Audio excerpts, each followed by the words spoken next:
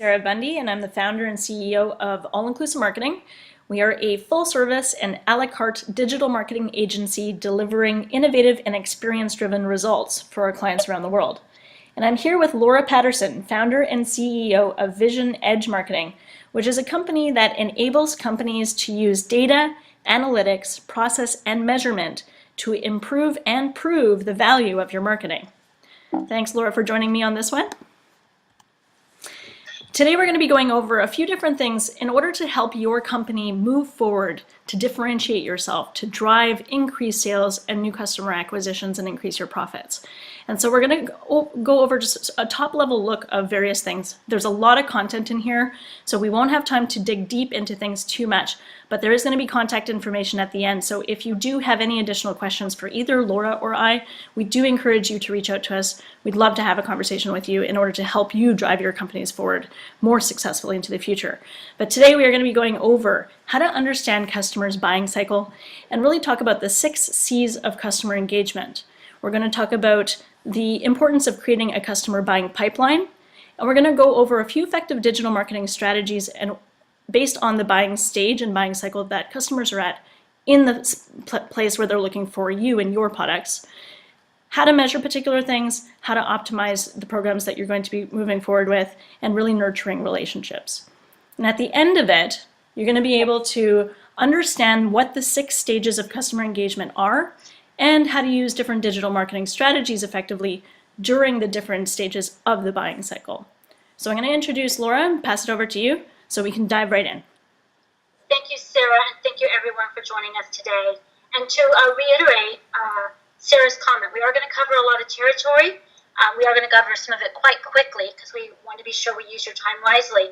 But if we spark some questions or it gives you pause for thought and you'd like to have a conversation, we would love to hear from you. And as Sarah said, we have some information at the end on how you can reach out to us. So I thought I would begin by setting some context. Perhaps you're familiar with CSO Insights, which is an organization that's been around for quite a while that does a very good job of understanding the world of sales and marketing. They do quite a bit of research. And in their latest study, they took a look at what are some of the top 3 objectives companies are addressing and pursuing in order to optimize revenue. And what's interesting to note is that one of the most important objectives has to do with improving sales effectiveness. And so some of the things that we're going to be talking about today and how they will enable you to work on this type of an objective if that's one of yours. The second primary objective is capturing new business. And for many organizations, during the economic downturn, they were more focused on keeping customers, which, as you can see here, is the 3rd priority right now. So the attention has moved from how do we hold on to the customers we have to how do we pursue customers we don't have, how do we acquire new business. And as the study continued, one of the other key things was how do we generate those opportunities for new business? And so the study outlined the 5 sales effectiveness initiatives most companies are engaging in. And as you look at these, what you'll see is that a lot of it has to do with being able to identify market opportunities, to align sales and marketing, to analyze the current market, and to be able to enhance what you do to drive new business. The key thing that became evident out of this research and has been a key topic now for a number of years, and if you listened by any chance to the CMO Council webinar recently, one of the primary things that marketers of the future very shortly in the next year, as well as the chief marketing officers, are going to be focusing on is how to be more customer-centric. And so many organizations are turning their attention to understanding how they can use customer centricity to provide better insights into what customers want and need, how to align marketing and sales better, how to provide better ways for measuring and making improvements. So that leads us to, okay, if we're going to be customer-centric, then we need to think differently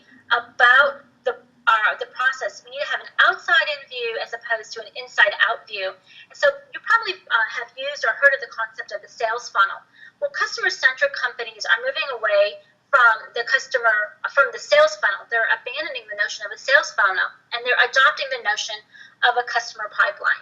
Because a customer pipeline or opportunity pipeline helps marketing and sales look at it from the outside in as how customers engage with them and the actual journey customers take or make as they go through the decision-making process.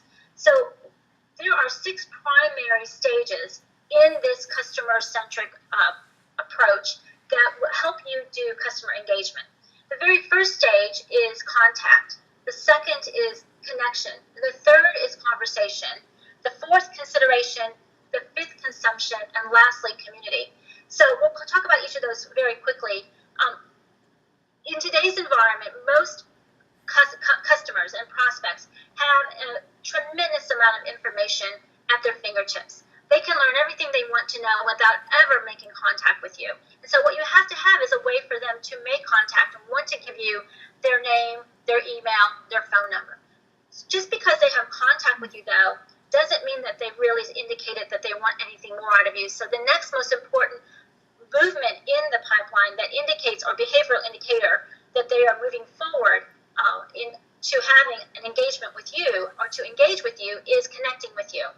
From connection, you want to be able to then ultimately get to conversation, whether that's online chat, for example, or other forms of online ways to converse, such as Skype, or if it's actually face-to-face.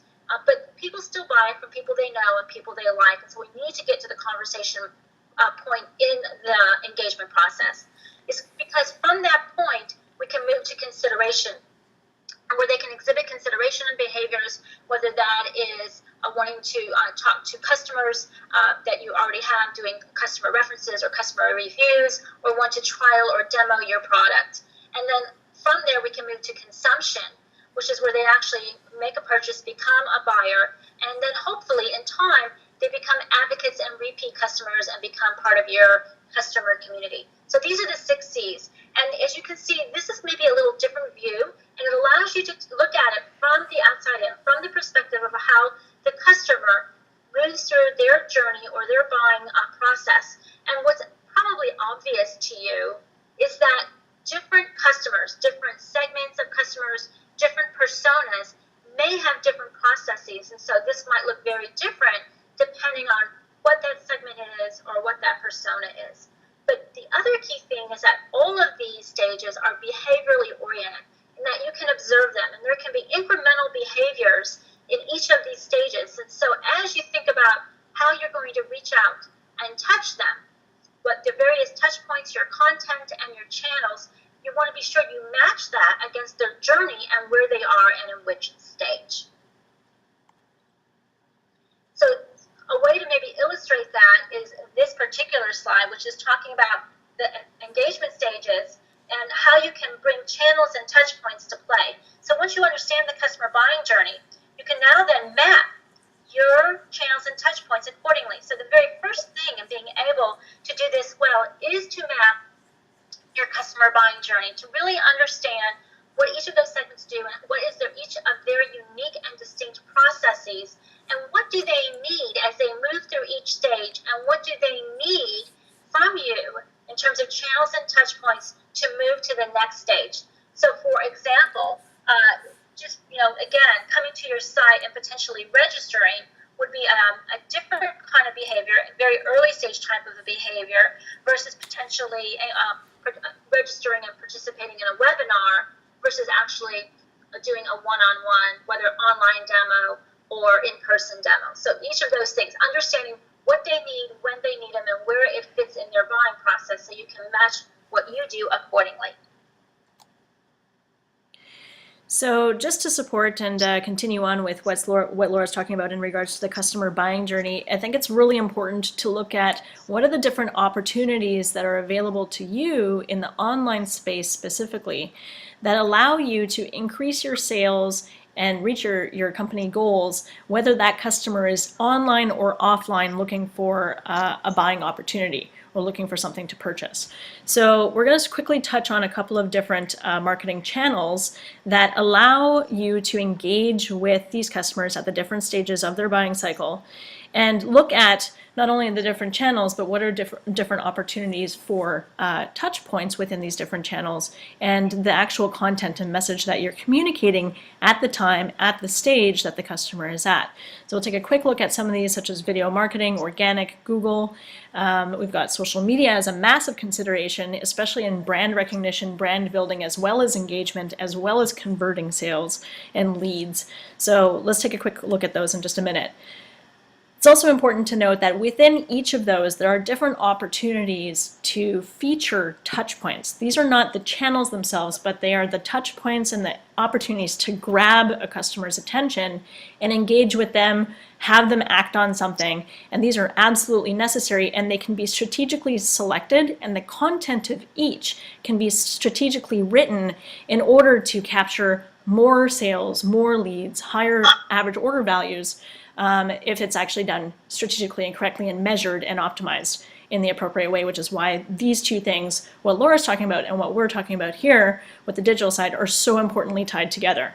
So let's take a quick look at what opportunities are there in the online space. So search marketing, as an example, pay-per-click ads, otherwise known as Google AdWords, are a great way to position yourself in Google and in a bunch of different other search engines for desired keywords using paid search strategies. This allows customers to go in who might be looking for a Samsung smartphone, as an example. You can showcase yourself, and this is a great way to connect with them right when they're in the first two stages of their pipeline in contact and connection, where you can capture their information. Perhaps they want to fill it in a lead form. They give their information, such as an email or a phone number, and you guys have an opportunity to then make that initial step to an engagement process. SEO and content marketing is also in the first two stages in contact and connection. And by using on-page and off-page SEO and content marketing strategies to rank your website, blog, or landing page in the different search results, you're going to be able to capture those guys right when they're trying to find information about the type of product that they are trying to buy or trying to learn about above your competition. So those are two really good strategies in order to reach buyers when they're in the first two stages of their pipeline. Social media is one of the interesting ones that actually not only can allow people, engage with people all the way through their entire pipeline process, all 60 stages, but they can also support people at different stages. So whether someone's completed the first 5 steps already, and then this allows people to join a community because they've liked your page and they've started to actually communicate on your wall and have a conversation, you know, that's a different stage that that person's at. But it could be step 1 through stage 1 through stage 6, all the way through to the end, as this example shows, because let's say a customer is on Facebook or a buyer is on Facebook, they see an ad on their wall, they thought it was interesting, they went through, they found a white paper when they clicked through that ad and they downloaded something. Maybe they asked a question on your wall, which is on the conversation stage, which allows you to then engage with them. They then move on to the next stage, which is their consideration. They're looking at what others are saying about it. They're asking their friends about it. And then they decide to buy. So now we're in the consumption stage. They can do that actually directly through your Facebook page or directly through a Twitter account. As long as there's a link that drives through to your website where they actually get to complete that sale or pick up the phone and call you, that's where social media supports the consumption stage of the buyer's buying cycle. And then of course the community stage, where they're able to then share what they just purchased on their Facebook wall and have a conversation with their internal community about what it is that they just purchased from you. Affiliate marketing and media partners work in a similar way, where they can either help support the customers and your efforts in whatever stage the buyers are in, or walk buyers through all the way through from the first stage to the 6th stage of the 6 C's pipeline. So different types of affiliates you could work with, or media partners, could be bloggers, they could be coupon sites, they could be even YouTubers, other people who are doing YouTube, podcasters, daily deal sites, loyalty and cashback, online and offline magazines even fall under this, TV and radio, different consultants. Complementary stores are guys like, perhaps you have a partner who sells complementary but non-competing products. They want to promote your product or service. That is a great opportunity, and even mobile. So let's say a buyer's online and they happen to see an article about your product or service and they read it. It's the first time that they're having access to what it is that you're selling and to your brand. And that was done through an affiliate blogger or through a media partner blogger. Because of the exposure that they've been able to get you, the buyer is now requesting more information through the lead form. After they've read the post, they click on a link and they fill out the lead.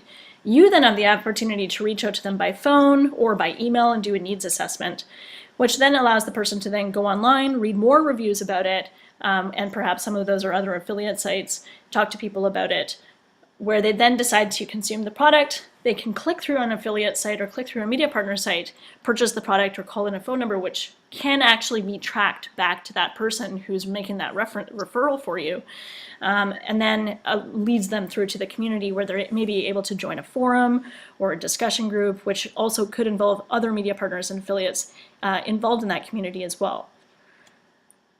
Shopping comparison engines is an interesting one because this one's really most useful for the consideration and consumption stage of the customer's buying cycle. And this is where customers and buyers can read reviews, compare prices, different styles, look at images and buy online. And it doesn't really matter what the price point is of these. It could be low price point up to obviously $37,000, $38,000 cameras.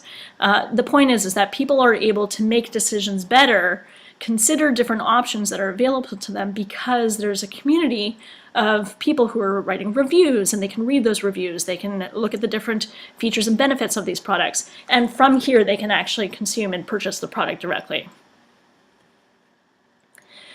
Mobile is obviously something that's going to be massively growing over the next few years and is something that it has to be looked at if you guys want to be a leader in your space and a main player in the game, and just really be able to make sure that you're in the right spot when where your buyers are looking.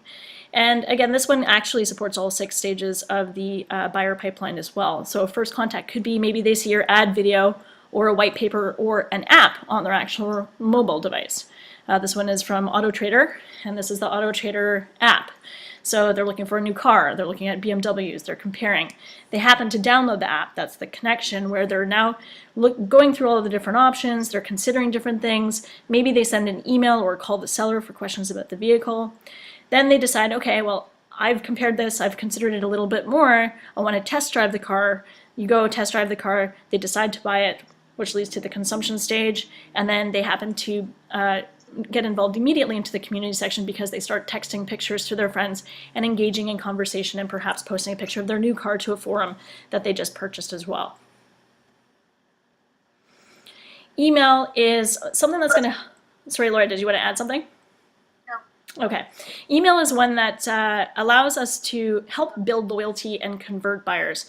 And this one is going to be most useful in the conversation, in the consideration, the consumption, and community stages of the buyer's pipeline. So conversation, this is where a buyer receives an email with info on a product that they're interested in. So they've already gone through the first 2 stages of their pipeline. So they're receiving an email, they're considering it, maybe they send it to some friends. They want to get their opinions on it as well. And then, okay, they decide to buy it. They can click through the links on the emails themselves and purchase directly on the website or call in from a phone number that's available on that email. And then perhaps they join a community by simply taking the actions of joining a refer a friend program where they email to 10 more people and they get to engage in a conversation about it. And all of those people then start to look at the brand, join their Facebook pages, like their pages. You know, there's a lot of multi-channel and integration that takes place when you're using the different 6 stages in the digital sector. And our final example of a smart digital digital marketing channel that you can use in order to go through your 6 E's is video marketing. And this is an example from YouTube with taking a look at BMW's page. Now, these guys have an incredible number of subscribers. They've got fantastic videos on their site. And maybe the customer or the buyer is looking for a new car, and they happen to find a video either on YouTube because they did a keyword search, or it was a featured video, or maybe they saw a new series or something that was going viral on Facebook, but it was a video that was available on YouTube. So the customer sees a video on YouTube and they watch it. And then they decide to favorite that video because they want to watch it again later. Or maybe they share it with a friend. The conversation then takes place because they start to comment on the YouTube page and conversation starts to go back and forth. So they've now hit the conversation stage of their buying pipeline. Consideration happens because they start to watch other videos. Maybe they go for a test drive where they go and consume, they go and buy from the dealership directly at their local dealership, and then they join the community because not only do they subscribe to this YouTube page, but they also perhaps want to find out more about this, and they've signed up for newsletters, and they've signed up for maybe a local like car group or like a driving club or something like that. So Laura, back to you. Great, thank you, Sarah. You did a wonderful job of illustrating the concepts. And I think one of the key messages here in what hopefully is understood is that to do this well, you've got to have done some homework. You've got to have collected some data and done some analysis, and you've got to have done the work associated with learning what those processes are so that you can do the kinds of matchups that Sarah was talking about. Of course, as you do those matchups, you're going to want to test and learn. Eventually, you'll be able to know which levers are better than other levers. So I think that's a key part of what we're describing here, is it isn't just sort of guessing.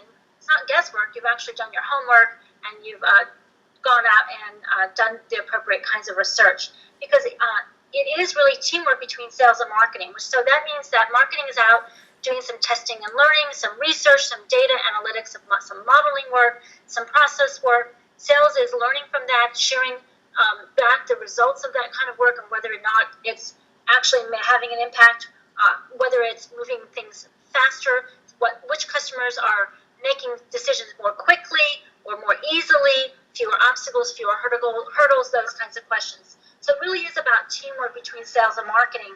And that teamwork begins right at the beginning, right at the planning process. Because if you do this right and you understand what are the data and analytics processes you're going to need, then you'll be able to get better insight into customers. You'll be able to deliver better message continuity. You'll have more effective, or the ability to more effectively allocate your resources. And whether those resources are your people or your time, they can also be the investments you're going to be making in terms of which touch points and which channels. It will help you have fewer underperformers in your sales organization, particularly if you have a consultative sell. So we're talking about B2B and B2C here. Not everything is a consumer packaged good in the B2C world. So consultative products that require making decisions, whether that's a home, a car, an expensive appliance, maybe an expensive vacation, things where, people have to think about their time and their money and how they're going to allocate them. You want to have the sales organization to be able to be a really good performer, and so this process will allow you to do that. You'll see higher win rates as a result, improved customer acquisition and retention, stronger customer loyalty and equity, so you'll be able to grow your community, get those online reviews, have customer testimonials that will help accelerate the process. And those customers who are advocates, they're more likely to trial your new products faster and sooner, and to have faster adoption rates of your new products. And then, of course, just greater customer share of wallet all around.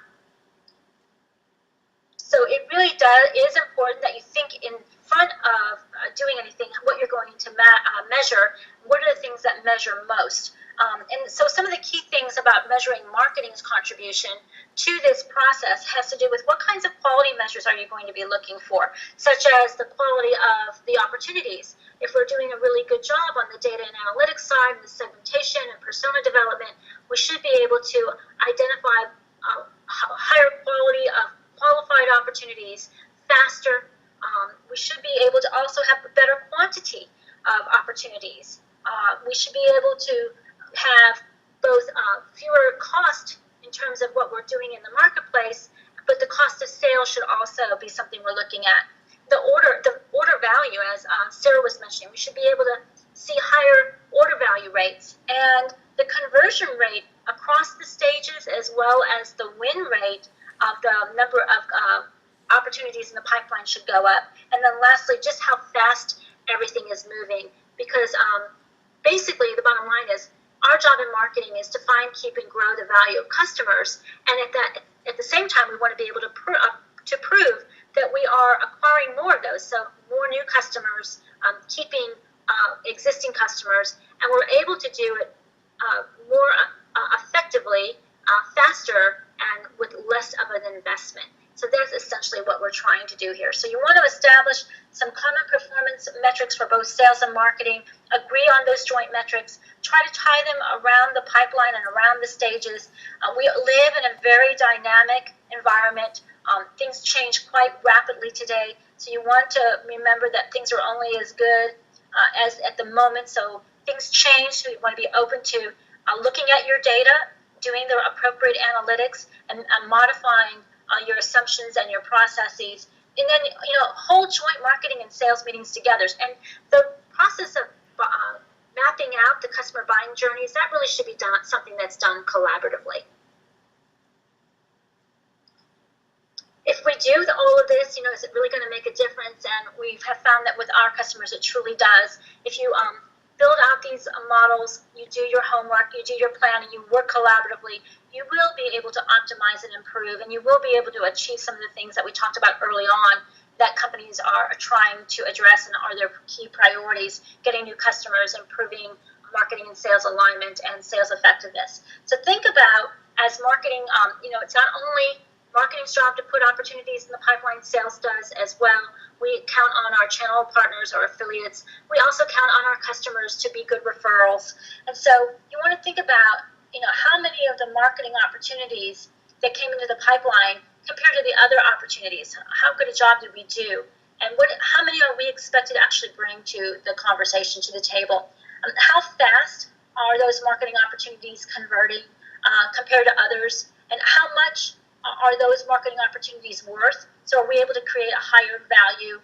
And how much of those opportunities actually closed and compared to others, as well as what was the average size of those deals? So those are the kinds of things that we want to be able to collect data on, analyze, so we can, again, optimize and improve. So I guess in summary, if there's 4 things that you want to really measure around marketing's contribution to the pipeline, it's actually the overall number of marketing generated opportunities, how quickly they're actually moving through the pipeline, their value and volume, and of course the overall velocity. Those would be the things that if I were having the opportunity to establish some metrics, I would want to be looking at.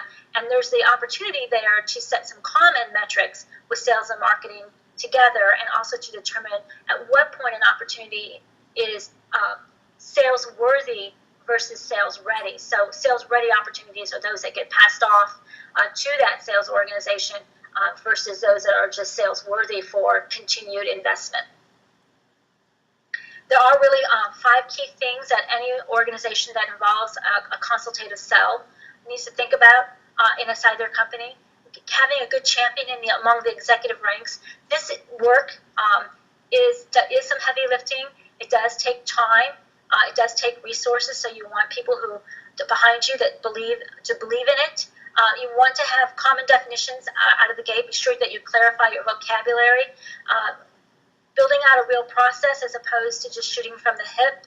Having some tools, the right kinds of tools. If you don't have them, you'll probably have to figure out which ones you need, investment tools, whether those are tools around your touch points and channels, or if those are tools or internal tools around your data and analytics. And then, of course, measurement and using those measurements and the data and analytics to be able to make course adjustments and prioritize where you want to put your energy.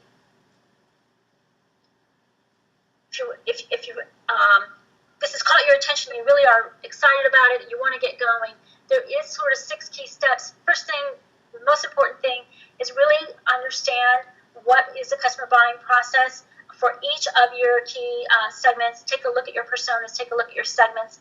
I really encourage you to validate those. We oftentimes are, again, inside out.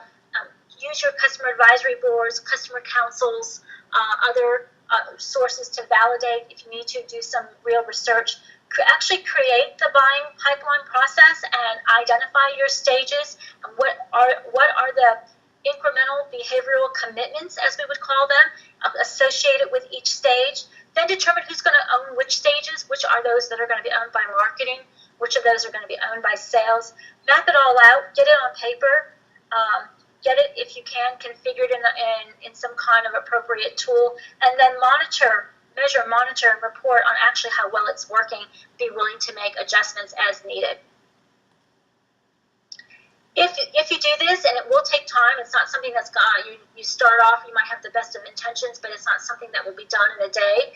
But you will begin to see really some key improvements, improved best practices sharing. You'll be able to have better, more accurate forecasting capabilities, more accurate order processing. You'll have hopefully improved communications and alignment between marketing and sales. The win rates should go up. Your margins will also go up, which will go straight to the bottom line. Your revenues should increase. And what you'll also see is a reduction in some costs. Your administrative burden costs will go down. Your sales cycle will go down, and time is money in every business. And what we should be able to see is a faster ramp up of new salespeople. So we hopefully gave you something to think about. We would love to hear from you. You can learn more on each of our websites. You can check out Vision Edge Marketing at visionedgemarketing.com. While you're there, we encourage you to check out our free white paper on Don't Waste Your Bullets. We're in Texas. We have kind of a Texas flair to that particular white paper, and it really goes into more detail about the customer buying pipeline, how to create one, and more about the measurements. We also hope that you will take some time to visit with Sarah. Thank you. Yeah, really happy that everybody could join us for this particular webinar, and hope that you guys took some pieces away that'll help you with your businesses and help you make some better decisions about how to engage with customers. And like Laura said, if you guys need any help, or if there's anything that piqued your interest that you'd like to discuss further, by all means, please reach out. We can be reached at allinclusivemarketing.com. If you would like to download this presentation or any other free digital marketing guides, how-to guides, checklists, templates specific to the areas that we discuss in the digital space, from search marketing to social media to video, check out allinclusivemarketing.com/resource. And also we can be contacted at the following places. So check out visionedgemarketing.com, or reach out to Laura for anything sales strategy related, or you can reach out to me, Sarah at allinclusivemarketing.com. Visit allinclusivemarketing.com for anything digital or tactical execution wise for your businesses. So thank you again for joining us, and we look forward to engaging with you soon. Thanks again.